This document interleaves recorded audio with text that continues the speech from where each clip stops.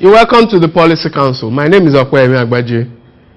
Today I engage strictly on legal issues, on a lot of issues involving the interpretation of our federalism and our constitution. I do this with the Honorable Attorney General of Lagos State, and we'll go through a lot of issues that test the limits of federal vis-a-vis state powers. Enjoy the program.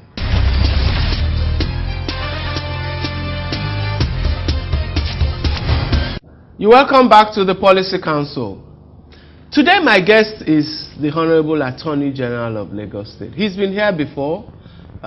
He's a former special advisor to the Lagos State Governor on taxation and revenue. He's from the academia, was senior lecturer and sub-dean at the Faculty of Law, University of Lagos. He's also served in government as special assistant and later senior special assistant to a former Attorney General of Lagos State, Professor Yemi Osinbajo. Today we will explore various issues around judgments, around federalism, and around the position of the Lagos State government. Mr. Ade-Ipaye, you're welcome to the Policy Council once again. Thank you.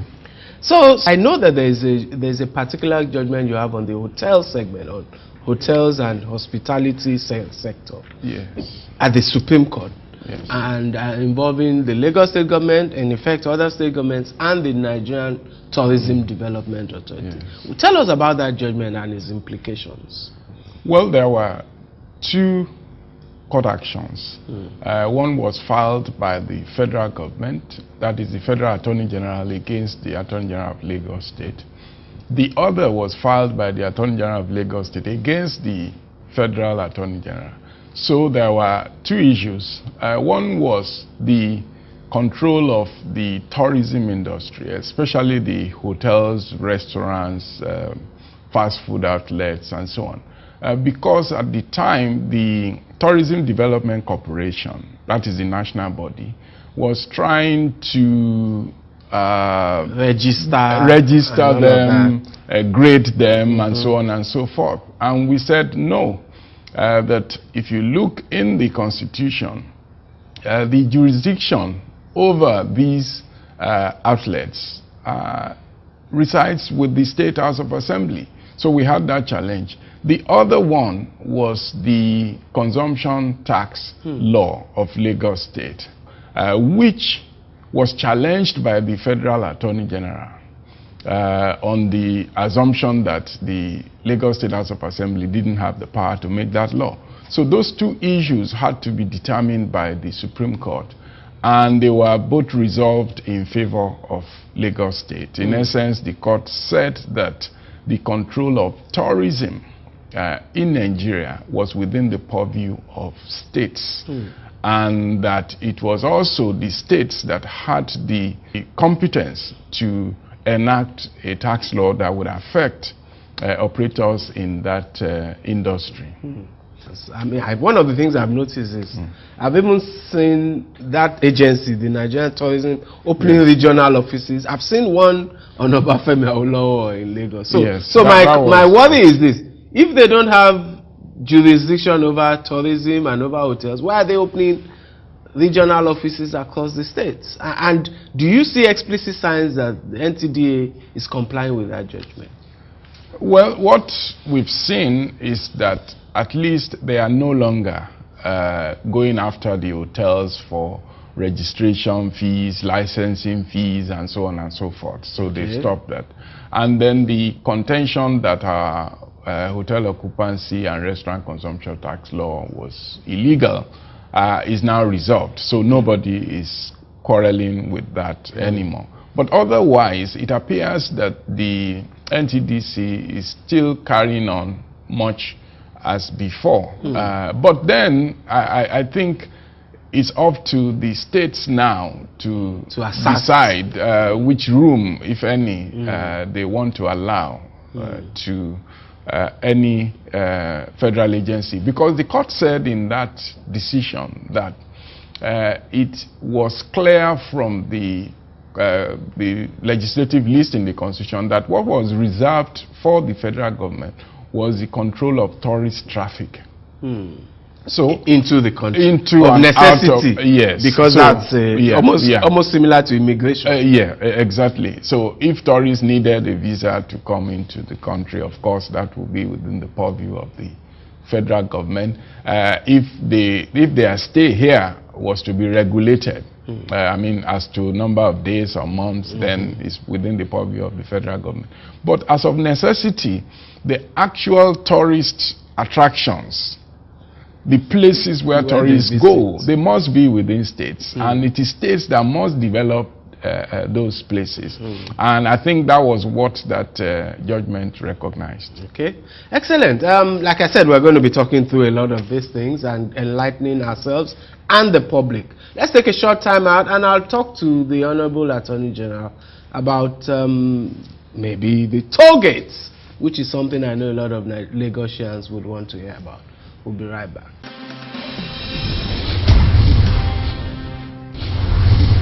You're welcome back. It's still the Policy Council, and I'm still with the Attorney General of Lagos State, Mr. Ade Ekpaye, a lawyer, an academician, and a senior government functionary. Mr. Ekpaye, so let's talk about the Lekki-Ikoyi link bridge, which is another contentious issue. Yeah. You have a well-known human rights legal practitioner, Mr. Ebonlu Adegbowo, who has taking the responsibility to challenge your right to toll that road, and indeed the earlier one on the Lekki-Ekpe link bridge. But there's some controversy over this. A court seemed to have ordered you to desist from charging tolls on that road, or he said it was illegal for you to charge, and you haven't complied with that.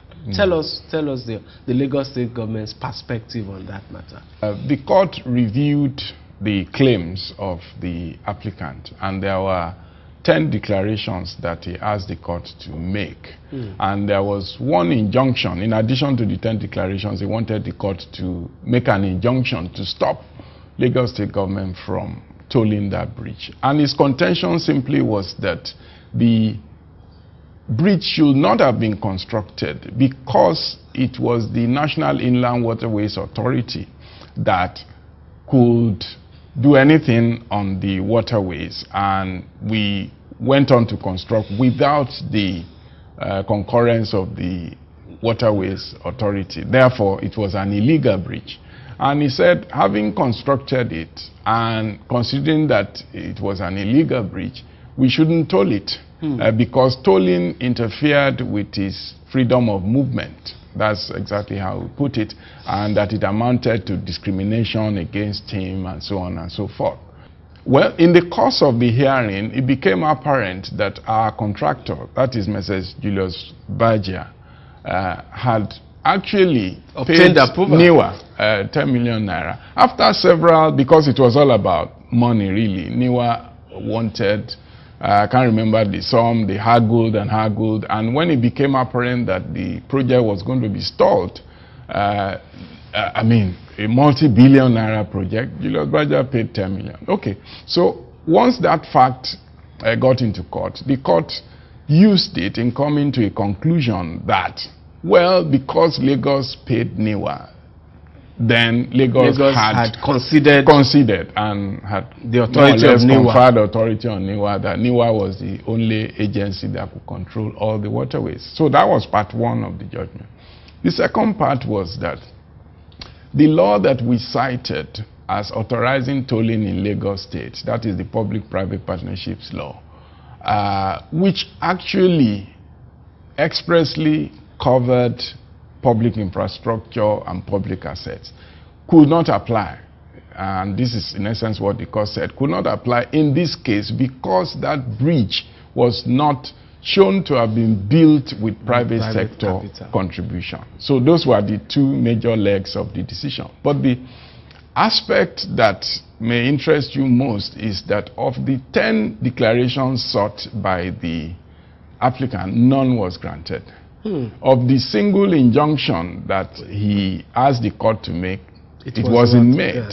So our view from the word go was that there was no court order, and the court said that our law did not cover tolling, but it didn't make any order that we should stop tolling.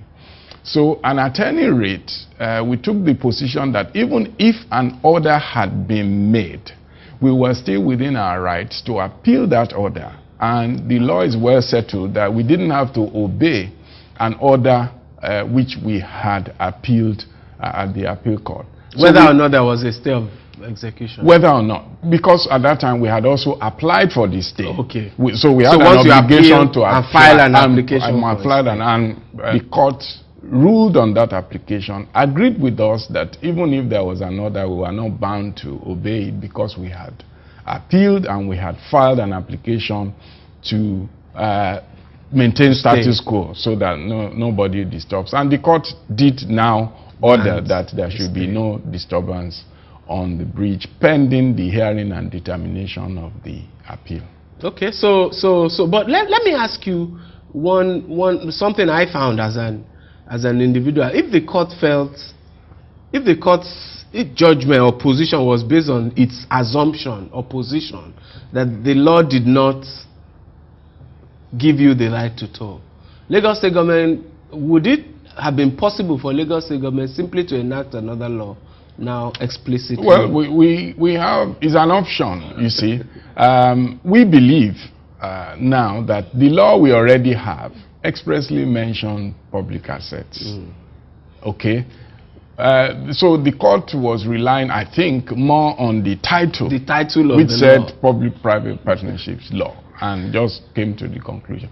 We believe that if the court had interpreted the phrase public asset or public infrastructure, it would not have had any difficulty applying it to that bridge. And then again, one major reason for our appeal is that we quarrel with the assumption that because Julius Berger paid 10 million, therefore we had conceded to new authority. This was a constitutional power, or at least a statutory power, which cannot be compromised by. It's like saying because the applicant also paid the toll, therefore he had conceded to Lagos State. Which takes me to the next issue we'll be discussing after this time out. The real constitutional issue between you and NIWA over the control of inland waterways. We'll be right back. My name is Onye Mike Nzago. I live in Lagos where things are getting better every day. Our school has just been renovated and they give us free notebooks too. Going to school is easier and safer for students like me because I can cross the highway using the footbridge, and I use the BRT bus, which is fast, convenient and free for students like me. I enjoy looking at the beautiful streets on my way to school. And the many street signs tell me where exactly I am. When I get to Basic 12, the government will pay the fees for my GCE and NECO examinations. I am happy. My mom and dad say all these good things are happening because they pay their taxes. I hope to pay my taxes when I grow up and start working. Have you paid your tax? Pay your tax. It's your civic responsibility. It's your duty. It's the law.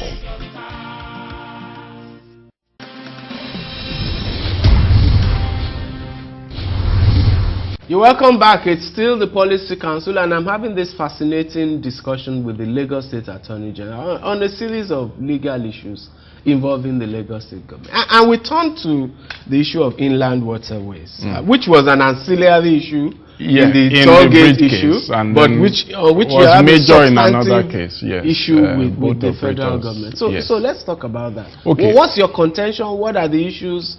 And how is that shaping up? We are particularly concerned about the waterways because Lagos State has the smallest land territory in the Federation. 3,557 square kilometers. It's the smallest, smaller than Abuja, smaller than any state. And 30% of that is water. Okay, so if you see that we are agitated about controlling our waterways, that fact should be borne in mind. And then again, because of the congestion, the population density in Lagos, and we are talking now of a figure above 20 million, obviously the public transportation profile of Lagos must now shift significantly to water transportation. And what does water transportation require? A lot of dredging, a lot of building of ports for the ferry terminals and things like that, which we are trying to do. So this brings us into conflict with NIWA, because the National Inland Waterways Authority insists that it has the power to control all waterways in Nigeria. So our contention in the matter is that if you look in the Constitution, it is clear. Shipping and navigation, okay, in Nigeria is within the purview of the National Assembly. And National Assembly could give that power to NIWA. And we think shipping is about ocean going. Of course. Yes. For and, common sense. Yes. In fact, it says maritime shipping and navigation. But it makes some addition. After using that phrase, it also includes such inland waterways, such waterways as may be designated by the National Assembly as interstate or international. So the question again, for understandable reasons, if a waterway is between two states, there may be a dispute between the states, and then you may need federal exactly. So international or interstate. Now the point is, as we are here today, if you look in the laws of Nigeria, there is nowhere where the waters of Lagos State have been designated international or interstate. What you will find in the NIWA law is designated as federal navigable waterways. That's not what the Constitution contemplates. So that simply is our argument. And of course, the argument on the other side is that all waterways belong to NIWA. Now, let's even put that aside, okay? Because control of waterways is one thing. Control of transportation on the waterways is another. We are talking of a case instituted by boat operators. Now the question there will be whether boat operators